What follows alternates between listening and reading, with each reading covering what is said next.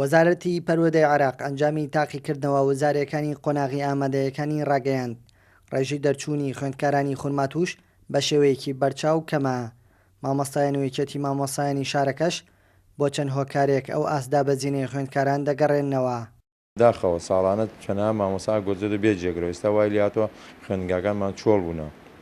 ئەو مامۆسایانش کە تەنسیبیان کردو بۆ هەرێم ناگەڕێنەوە بۆ عێراقا. ساڵانە تەنسیبەکانیان بۆ تازەکرێت و لەوێ ئەمێنەوە. یەکێ لە خاڵەکانێکەوە کاریگەرێکی زۆر خراپی جێشو لەسەر خوێندنی کوردی و ئێمە کێشەیەکی تریشمانەیە ئەوەیە کە خوێندنگاکانمان لێراکە سەروە پەروەردەی گشتی تکریتە میلاکاتمان سەر بە هەرێمە.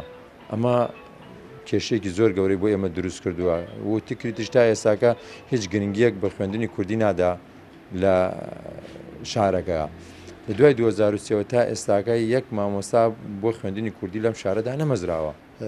ئێستا زیاتر بڵێن خوێندکارەکانمان بایەخ بە تۆڵە کۆمەڵایەکاندا بە تایبەتیان یاری بۆ بجێم شتێلە زۆر تەسیری هەیە لە ناو خوێندنگاکان خاصن تەسیری هەیە لە قوتابیان بۆ بەیت شێوەیە خوێن ناکەن بایەخەدەنەوە یاریە و کێشەی ترمانیشەیە خاڵێتر لەوانە نەبوونی قوتابخانە وەکو پێویست.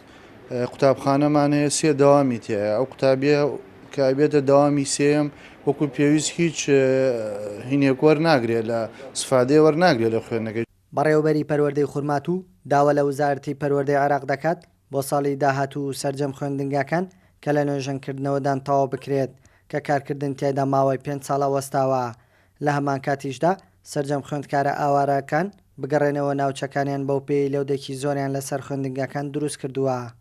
حقيقة يعني اضطرينا كقسم تربية إلى دمج طلابهم مع مدارس أخرى. وەک بەڕێوەبەرایەتی پەروەردە ناچار بووین خوێندکارەکان بکەین بەیەک یا کاتی داوامکردنیان بکەینە دووداوام.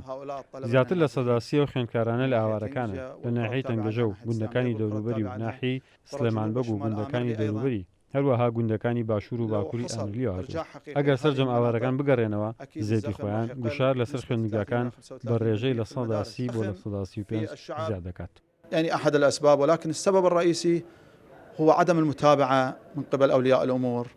کەمی مامۆستای وانە زانستیەکان و گرنگیدانی خوێندکاران بە بەکارهێنانی یالی ئەلکترۆنیەکان و بوونی زۆری ژماری خوێندکاران لە پۆلەکاندا بەهۆی نەبوونی بینای پێویستەوە هۆکاری ئاسدابەزینی دەرچوونی خوێندکارانن لە خورماتوو.